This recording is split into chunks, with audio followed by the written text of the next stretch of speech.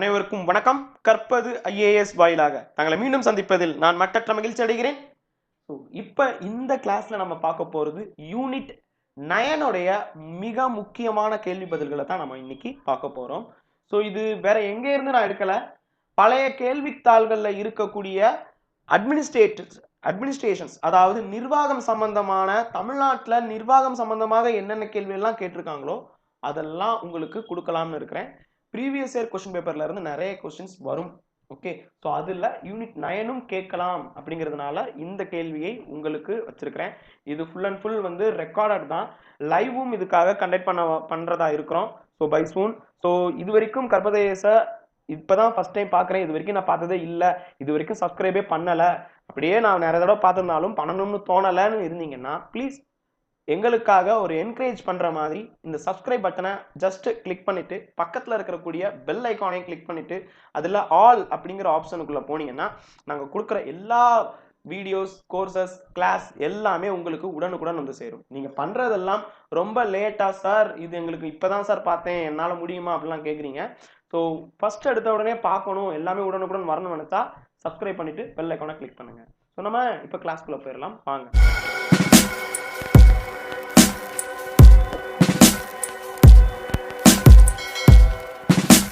So, முதல் கேள்வி, first question பாருங்க. நிதி Aayog by year 2030 targeted to eradicate dash for all people everywhere in India. நிதி ஆயோக் என்ற அமைப்பின் கூற்றுப்படி இந்தியாவில் உள்ள அனைத்து மக்களின் டேஸை 2030 ஆண்டிற்குள் போக்குவதாக குறிக்கோள் கொண்டுள்ளது.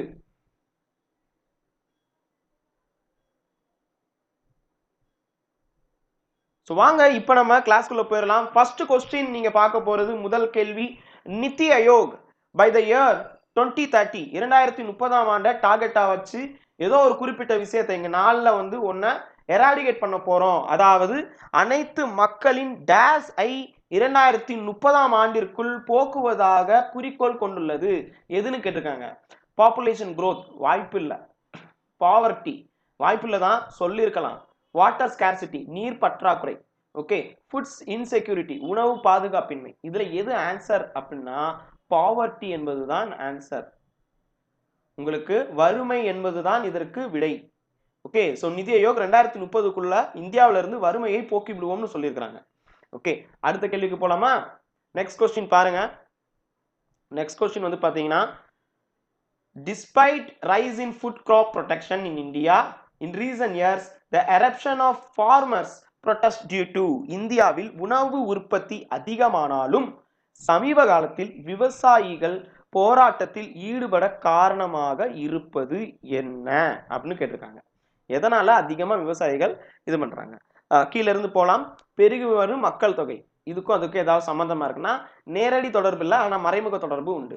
ஓகே, இயற்கை வளங்களை அதிகம் பயன்படுத்துதல், depletion of natural resources, failure of monsoon, அதாவது பருவகால மழை பொய்யாமை. ஓகே, ஸோ அதுக்கப்புறம் அதிக கடன்பட்ட நிலை. ஓகேங்களா, ஸோ ஹை இண்டிபெண்டன்ஸ். ஸோ இதுல எது ஆன்சர்னா அதிகப்படியான ஆப்ஷன் ஏ தான் ஆன்சர். ஓகேங்களா, அதிகப்படியான கடன்பட்ட நிலை. ஓகே, இதுதான் மிக சரியான விடை. சரி, ஸோ ஃபர்ஸ்ட் இந்த இதுக்கான ஆன்சர் பார்த்துருக்குறோம், ரைட். ஓகே, இது ஆன்சர் இல்ல, இது ஆன்சர் இல்ல, இது ஆன்சர் இல்ல, ஏ தான் ஆன்சர். அடுத்த கொஸ்டின் போலாமா? சி, 2003 ஆண்டு government of India appoint a committee on bureaucracy under the chairmanship of. 2003 ஆண்டு இந்திய அரசாங்கம் யாருடைய தலைமையில் அதிகார வர்க்கத்தினருக்கான குழுவை அமைத்தது? இது ஒரு முக்கியமான கொஸ்டின். இதுக்கு ஆன்சர் சுரேந்திரநாத். அடுத்த கேள்வி, இந்தியன் ஃபாரஸ்ட் சர்வீஸ். இது எல்லாருக்குமே தெரியும். 10ஆம் வகுப்பு சோசியல் சயின்ஸ்ல போய் பார்த்தீங்கன்னா உங்களுக்கு இதற்கான டு யூ நோ அப்படிங்கிற ஒரு பார்ட் வந்து இருக்கும். புது புத்தகம் டு யூ நோ அப்படிங்கிற ஒரு பார்ட்ல உங்களுக்கு தெரியுமா என்ற பகுதியில் உங்களுக்கு கொடுத்துருப்பாங்க இந்தியன் ஃபாரஸ்ட் சர்வீஸ். அதுல இந்தியன் ஃபாரின் சர்வீஸ்னு கொடுத்துருப்பாங்க, ஐஎஃப்எஸ்னு கொடுத்துருப்பாங்க. இது இந்தியன் ஃபாரஸ்ட் சர்வீஸ். இந்திய வனப்பணி 3வது அகில இந்திய பணியாக நிறுவப்பட்ட ஆண்டு எதுன்னு கொடுத்துருக்காங்க. இந்தியன் ஃபாரின் சர்வீஸ் வேற, ஃபாரஸ்ட் சர்வீஸ். ஃபாரஸ்ட் சர்வீஸ்னா காட்டு ராஜா அப்படின்னு சொல்லலாம். ஃபாரின் சர்வீஸ் அப்படின்னா ஃபாரஸ்ட்னா காட்டு ராஜா, ஓகே, ரேஞ்சர் மாதிரி. ஓகேங்களா, ஸோ இது வந்து உங்களுக்கு சிவில் சர்வீஸ் யூபிஎஸ்சி எழுதும் போது இதுவும் சேர்ந்து தான் ப்ரிலிம்ஸ்ல நடக்கும். ப்ரிலிமினரி எக்ஸாம்ல இந்த இதுக்கும் சேர்த்து தான் வந்து யூபிஎஸ்சில நடத்துவாங்க. யூபிஎஸ்சில இருக்கக்கூடிய 24 போஸ்டிங்ஸ்ல ஐஎஃப்எஸ் வரும். ஆனா ஐஎஃப்எஸ் வந்து ஆல் இந்தியா சர்வீஸ் கிடையாது. ஓகே, இந்தியன் ஃபாரஸ்ட் சர்வீஸ் தான் ஆல் இந்தியா சர்வீஸ்க்குள்ள வரும். ஃபாரின் சர்வீஸ் இல்ல. ஃபாரின் சர்வீஸ்ங்கிறது மத்திய பணியிடமாகவே இருந்தாலும் அது அனைத்து இந்திய பணி அல்ல. ஓகே, ஸோ சொல்லப்போனா அனைத்து உலக பணின்னு கூட சொல்லலாம். ஓகே ரைட், இந்த கொஸ்டினுக்கு எது ஆன்சர் அப்படின்னு நம்ம வந்து பார்க்கணும். என்ன ஆன்சர் கமெண்ட் பண்றீங்களா? 2 கேள்வி நான் வந்து வைக்கலாம்னு இருக்கிறேன். ஸோ இதுக்கு 2 விஷயத்த வந்து நம்ம ஆன்சரா பார்க்கணும். ஓகே, ஸோ கமெண்ட் பண்ணுங்க இந்த கொஸ்டினுக்கு. ஏன்னா நிறைய விளக்கங்கள் கொடுத்ததுனால நீங்க கமெண்ட் பண்ணுங்க. ஸோ எல்லாருக்கும் தெரியும் நினைக்கிறேன். சரி, அடுத்த கேள்விக்கு போயிடலாம். ஸோ ஒர்க்ஸ்மேன் அந்த காம்பன்சேஷன் ஆக்ட், வேலையாட்கள் நஷ்ட ஈடு சட்டம் உருவாக்கப்பட்ட ஆண்டு கேட்கிறாங்க. வேலையாட்கள் நஷ்ட ஈடு சட்டம் உருவாக்கப்பட்ட ஆண்டு 1923 என்பதுதான் சரியான விடை. 1923 என்பது மிக சரியான விடை.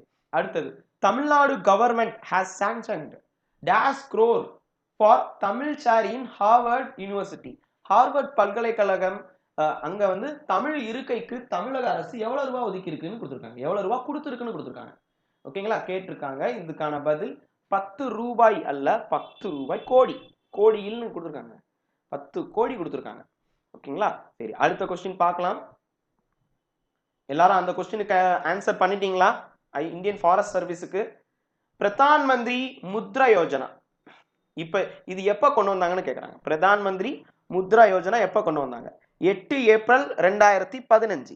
8 ஏப்ரல் 2015ல கொண்டு வந்திருக்காங்க. ஓகே, அடுத்த கேள்வி.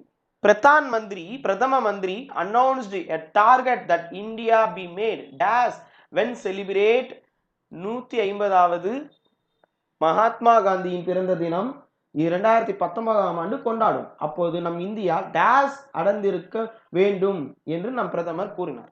எது அப்படின்னு கேட்டா ஓபன் டிஃபிகேஷன் ஃப்ரீ, திறந்த வெளி மலம் கழித்தல் இல்லா நிலையை உருவாக்குதல் வேண்டும் அப்படின்னு சொல்லியிருக்கிறாங்க. ஸோ இது இன்னும் வந்துச்சான்னு தெரியல. ஆனா இந்த இதுக்கான ஆன்சர் இதுதான். இந்த கனவு நிறைவேறிச்சா அப்படின்னா வந்து தெரியல. ஆனா நடந்ததுன்னு பார்த்தா நிறைய கிராமங்கள்ல போய் பார்த்தா தெரியும். ஓகே சரி ரைட், அடுத்த கேள்விக்கு போயிடலாம்.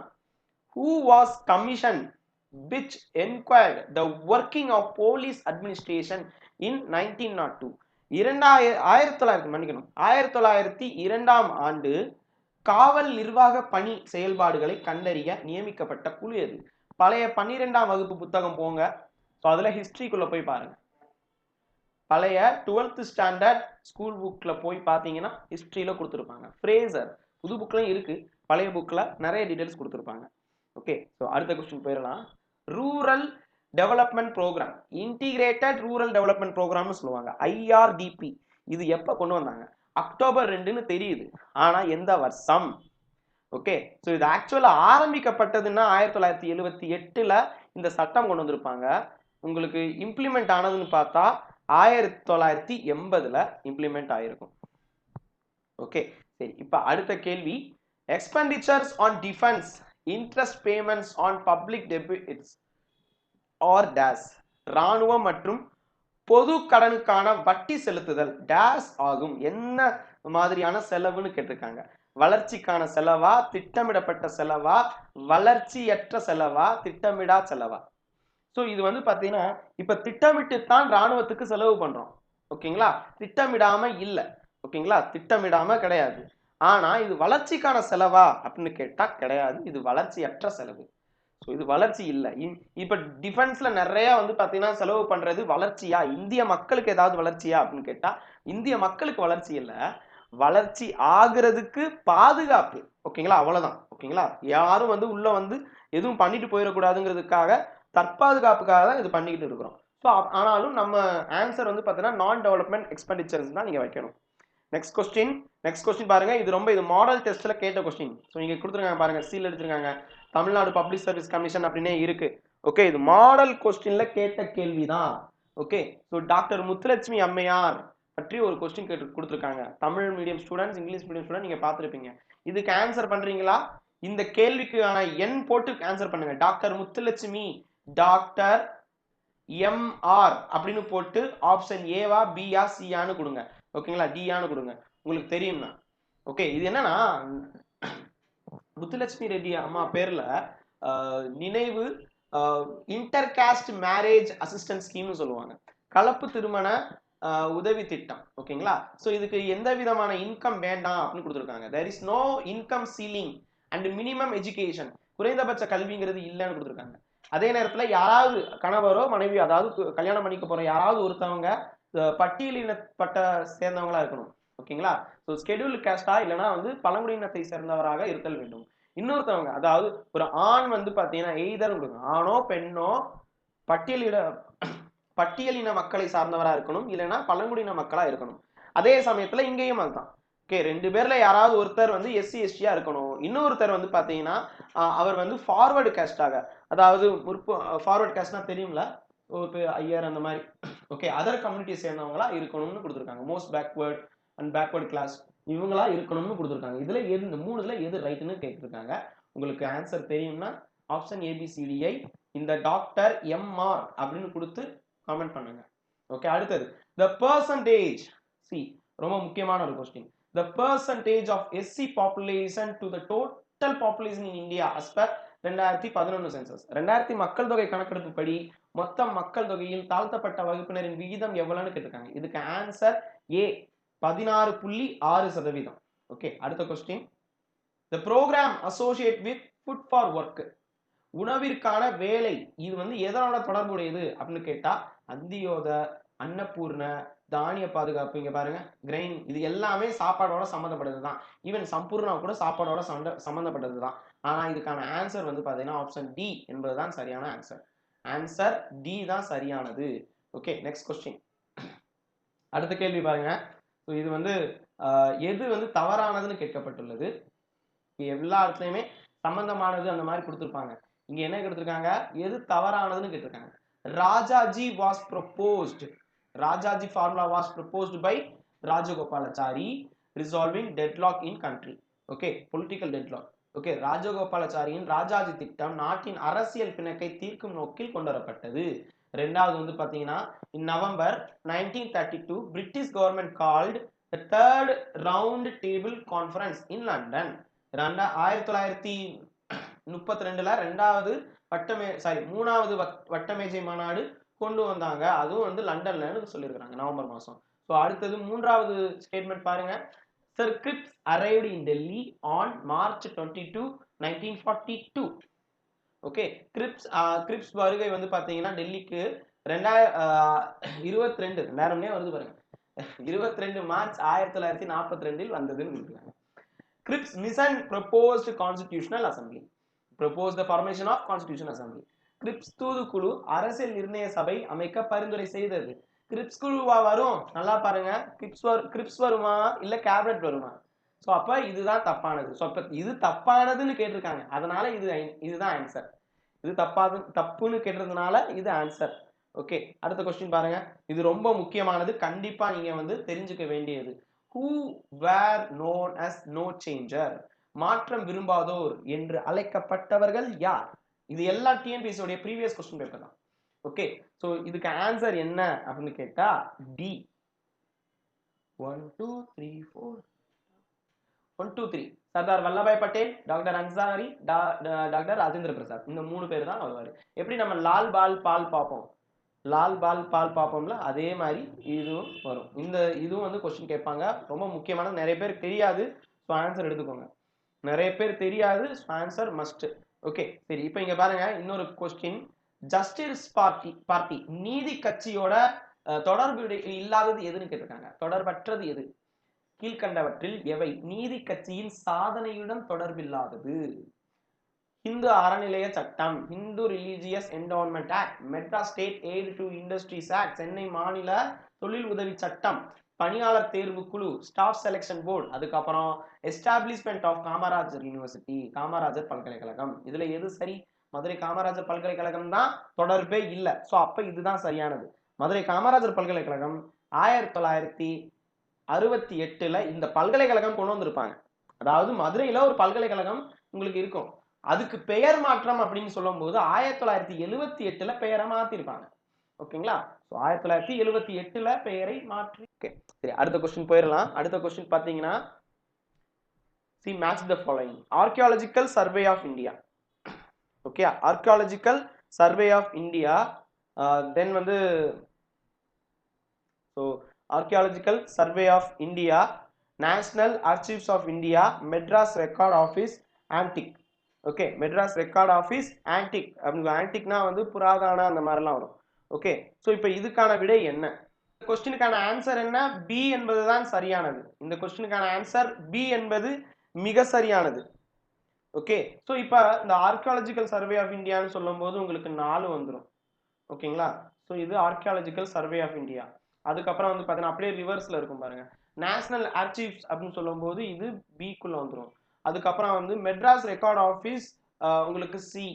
Okay, antique and art treasures ஆக்ட்னு சொல்லும் போது இது 1 இருக்கும். ஓகேங்களா? இதுதான் ஆன்சர். கொஞ்சம் சிரமம் தான், பட் நாளும் நம்ம தெரிஞ்சு வச்சுக்க வேண்டியது.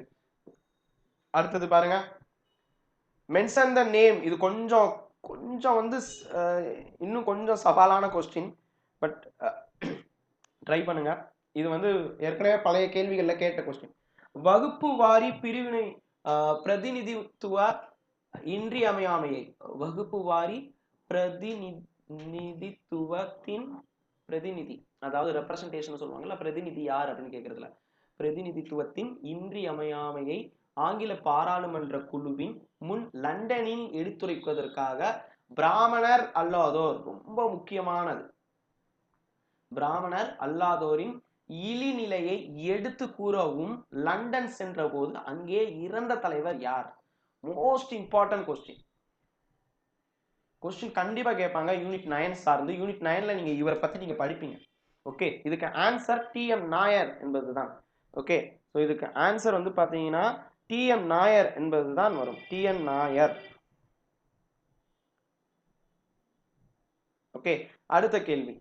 அடுத்த கேள்வி வந்து பாத்தீங்கன்னா இதுவும் மேட்ச் த ஃபாலோயிங்ல கொடுத்துருக்காங்க. இது முதலமைச்சர்கள் மற்றும் உலக தமிழ் கான்ஃபரன்ஸ் வந்து கொடுத்துருக்காங்க, உலக தமிழ் மாநாடு. ஓகேங்களா? அண்ணாதுரை, கருணாநிதி, தென் வந்து எம்ஜிஆர், ஜெயலலிதா. எம்ஜிஆர்னு சொல்லும் போது மதுரை தான் இருக்கும், ஜெயலலிதா அம்மையார்னு சொல்லும் போது தஞ்சை தான் இருக்கும். ஓகேங்களா? ஸோ டிக்கு வந்து 3 எங்க இருக்கு? அப்புறம் எம்ஜிஆர் வந்து சிக்கு வந்து 1 எங்க இருக்கு? ஓகே, அப்ப இதுதான் ஆன்சர். ஓகேங்களா? அண்ணாதுரை எல்லாருக்குமே தெரியும், கலைஞர் கருணாநிதி அவர்கள் கோயம்புத்தூர்ல கொடிசியாவில் கொண்டு வந்தாரு. ஓகே, ஸோ இதுதான் ஆன்சர். அடுத்த கொஸ்டின் போயிடலாம். அடுத்த கேள்வி கரெக்ட் அப்படின்னு கொடுத்துருக்காங்க. எது கீழே கொடுத்ததுல எது சரியானதுன்னு கேட்டிருக்காங்க. ஓகேங்களா?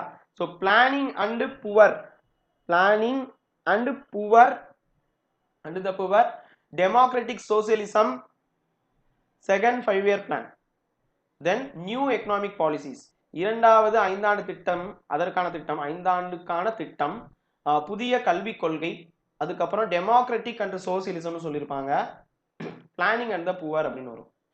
ஓகே, இப்போ இந்த 5 ஆண்டு திட்டம்னு சொல்லும் போதே உங்களுக்கு வந்து ஞாபகம் வர வேண்டியது யாருன்னா மெஹலானோபிஸ் ஞாபகம் வருவார். ஓகேங்களா?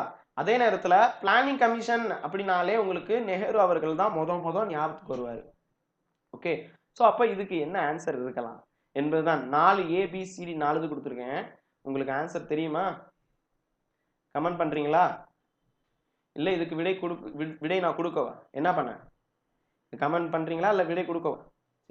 நீங்க கமெண்ட் பண்ணிட்டு இருப்பீங்கன்னு நினைக்கிறேன். Let me see.